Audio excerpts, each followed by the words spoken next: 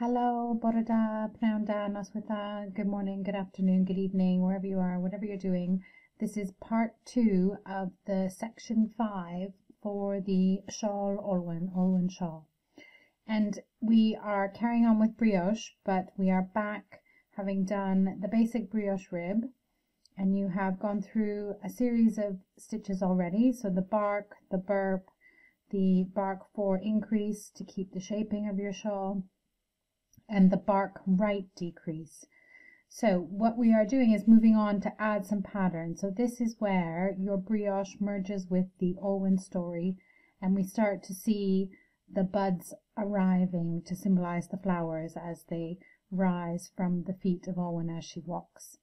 So we are borrowing from Nancy Marchand, or taking inspiration from Nancy Marchand, who is the brioche knitting queen, for those of you who don't know her. And we are adding in the wavy buds. So these are going to be small increases and decreases, which are going to give you little circular bud structures on this part of your shawl. So this is to the end of the 4B row. So we are essentially starting the 5A row, and we've got the ribbing, which was created, as well as the increase on this side and the decrease on the other side. And we've got both of our colors are on this side at the moment. And as always, we're going to start with the CC2 color, the contrast color 2. And you can see that you know you're on the contrast color 2 side because you've got that on the top of your rib. Whereas at the back, you have the red, which is the main color on my shawl, appearing at the back. But what I love about the brioche is, number one, it's so squishy. When I was just squishing this up, I just love how nice it is as a texture. It's also just that bit warmer, and also perfectly reversible, especially when you do the ribbing. So just a really nice technique overall, and if you haven't done it before, I have a feeling if you're catching on to this, you're going to want to do more of it. Okay, so here we go. We are going to set up our row similar to we've done every other row, and then we are going to start what is a repeat section that is going to go till the end where we do our decrease. So the row sets up as normal. So you knit the first one, yes, with your yarn at the back. You're going to slip your stitch, so bring it forward, slip, and you're going to do your bark 4 stitch increase. So that's 1, 2.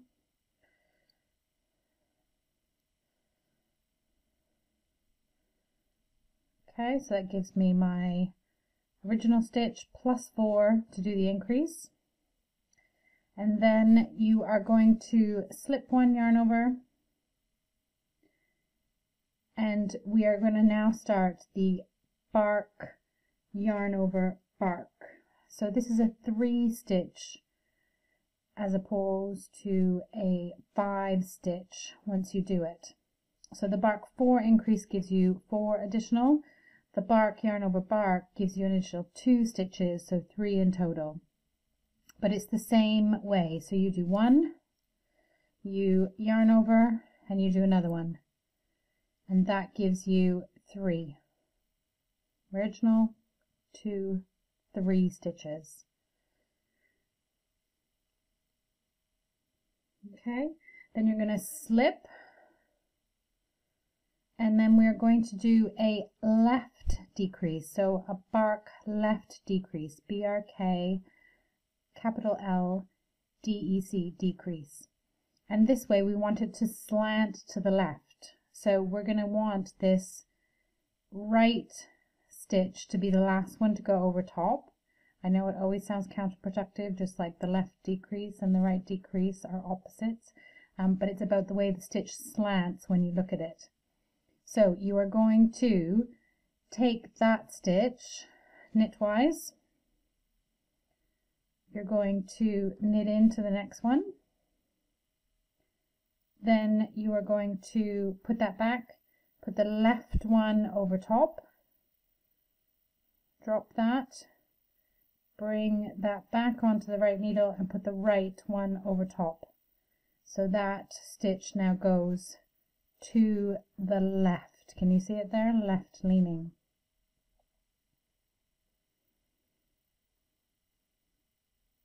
then you are going to repeat. So you slip one, and then you are going to do the bark yarn over, slip one, and then the bark left decrease. And you're going to do this to the end. So this is the left decrease, so I slip the right one, knit the second one, back to the left needle, left over top, drop that, back to the right needle, right over top, to give me a left leaning stitch. Slip one, bark yarn over. So that's 3. Slip one, and then decrease. So knit, and then back to the left,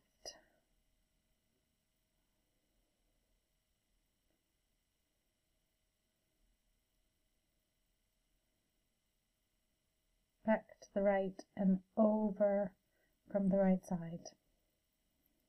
Okay, you're going to carry on in this way. You're going to now do the bark yarn over, and then slip, and then you're going to do the decrease. So right slipped, knit, pass back to the left needle, over, back to the right needle, right side over, and carry on into the end. And I will see you at the end in a minute. Okay?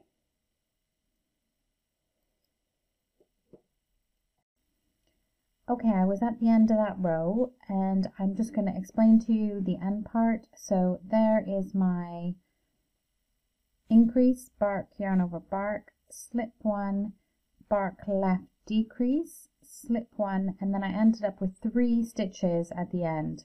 One of those is a bark, one of those is a slip yarn over, and the other one is a knit. So 3 stitches at the end, bark, slip one yarn over, knit. And after you've done that, you are sliding back to the beginning to pick up your main color. You've left your CC2 color at the other end, and you are back here with your main color to start row 5B. Okay, and you're going to purl these, so your yarn at the front, yes, and you're going to slip with the yarn at front for the first, and then you are going to burp the second one, slip one, yarn over, purl, because these are your increase, this is your bark 4 increase, slip one, yarn over, purl, slip one, yarn over, burp, brioche purl, slip one, yarn over, purl, because that's your bark yarn over bark, slip one, yarn over, burp at the end, yes, because it's the end of the row here. So this is the last 2 stitches. You're going to burp, and then you're going to slip with yarn in front. Okay, and then you are ready to turn and move on to row 6A. I'm at the end of row 6A, which is the wrong side in the CC2 color, and I'm just working along. That's with my burp, and then I'm going to slip one and burp one. The whole row has been like this: slip one, burp one, slip one, burp one, and all the even rows will be like this. They're like setting rows that once you've done all your increases in your pattern, then the even rows act as setting rows.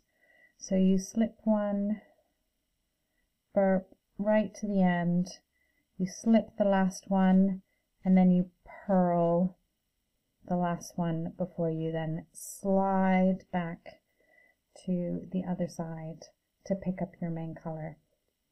Okay, and then the main color for this wrong side of your knitting is going to be the barks. So you're going to do the slip one bark or the bark slip one, repeat all the way along here. So if I pick up my main color on the wrong side of my shawl, my yarn is on the back. I'm going to slip the first one with the yarnette back, and then I'm going to bark. I only want one of those. Let's try that again. I'm going to bark the first stitch, bring my yarn forward, slip, bark, and I'm going to carry on like that for the entirety of row 6B.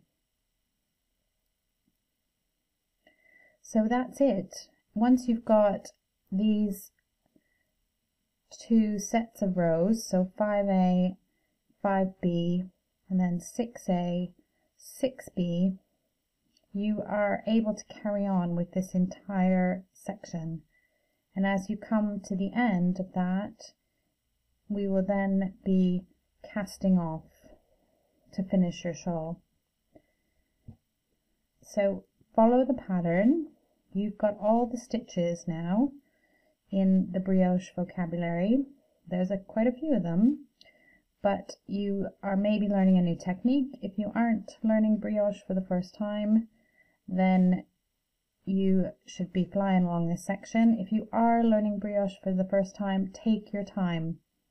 It is not easy to unpick brioche stitches, so try and just take your time. I'm sort of moving along at a good pace here now, but it's not worth dropping stitches when you're doing brioche, because it's very difficult to sort of pick them back up and figure out where you're going. This is what makes this more of an intermediate challenge. Not to mention that you've got to keep track that one of those stitches, the brioche stitch, has got 2 yarns attached to it because of the yarn over. So carry on, and I will see you when you've got all your wavy buds done, and we'll have a look and see what it looks like before we cast off. Here we are, it's there. You are onto the cast off, and I can't believe it, but it's been a long time, it seems. But in a month you have a brand new shawl, and hopefully one that you are going to adore. This is the brioche section, and it's so nice to be through it and to be completed it. It is a bit tougher, and well done if you've persisted with the brioche to give the little buds, which are symbolic of the flowers as they arise from Olwen's feet. And we are just going to cast off, and you will absolutely have a gorgeous, beautiful shawl to be taking away with you. I'm just going to briefly show you the stretchy bind off and how it starts to look with this one. If you are at all in doubt, there is also a tutorial link for the Very Pink Knits tutorial that is about the super simple stretchy bind off, and that will really help you to get to grips with what you need to do. Just be mindful that the brioche stitches just become like a regular knit stitch now. So although they are still doubled up like bark stitches, you're just going to think of them as barks. So you just knit them where you want to knit, and you knit the regular stitches too. So you just want to knit all the way along in order to finish it. But the stretchy bind off just gives that brioche a little bit of extra stretch, and as its namesake says, a bit of extra stretch, but it's nice with the brioche so that it doesn't just get all bunched together for the edge of your shawl. So I'm going to use the main color, so I'm going to cut my contrast color.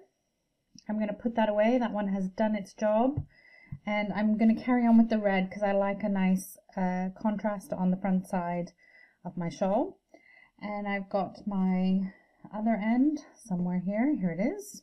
The shawl is quite big now. It's almost 240 stitches, and we've got to cast all those stitches off. So to start with, you're going to knit. So I'm using my main color. Shall I just focus you in to make sure you can see? There we go. knit, essentially you knit 2 stitches. That's the regular stitch, so I'm going to knit that one, pull that one tighter because that's the cast off, sorry, the cut that I just made before I cast off, and then you go into both of them and you knit both of those together. You knit another stitch, then you knit both of those together. So as long as you have 2 stitches, that's the brioche, so I'm going to sort of bark that, and then I've got 2 stitches over here, and then I'm going to knit those 2 together. So I've got 1, knit, knit 2 together, bark, knit those 2 together from the right needle, knit, knit those 2 together from the right needle. I'm going to try that again because it didn't really catch. As always, there we go. Bark,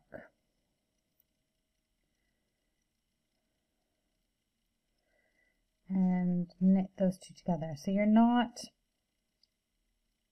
knitting one over or passing one over. You're actually doing another stitch. So in essence, it just gives you a bit of extra space. And when you see that, you can see that it just makes it a little bit stretchier. It allows the space for your knitting. That's it. Cast off done. So it produces a really nice edge that is also really got a nice stretch to it, so it'll let your brioche breathe. And there you go. It has a nice little curl towards the end because of all that stitch increases to bring that corner out, and it comes all the way along to the other side where you haven't done as much decreasing in the last little bit of this side, but it still creates a nice wave shape and then a tip to the end of your shawl. And you will have completed all these sections, the brioche section, the sea foam section, the stripes and the sun section in there, your original initial stripes and your original cast on, and there is my marker for the front, which I will also take out as I finish. Well done to you all again. I'm so impressed with your knitting skills, and you've made it to the end, and enjoy your beautiful new shawl, Olwen shawl. Mwynhau.